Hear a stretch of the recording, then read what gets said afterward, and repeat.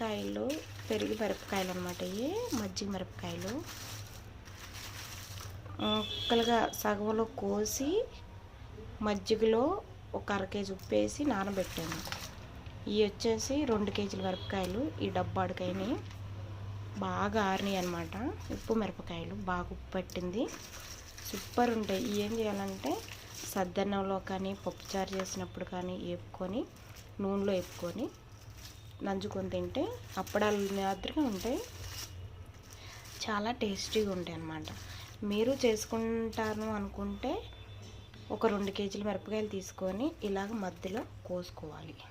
మధ్యలో కోసుకొని ఒక అర కేజీ ఉప్పులోని కేజీ పెరుగు తీసుకొని దాన్ని లస్సీలా చేసి కొంచెం పలసగా మజ్జిగలా చేసేసి దాంట్లో ఒక అర కేజీ ఉప్పు వేసి ఈ పచ్చిమిరపకాయలు కోసినవి అందులో వేసేసి 5 రోజులు నానబెట్టి అవి ఎండలోని ఆరబెట్టాలి. బయటికి తీసి ఆరబెడితే ఇలాగా ఎండిపోతాయి, పొడి పొడి అయిపోతాయి.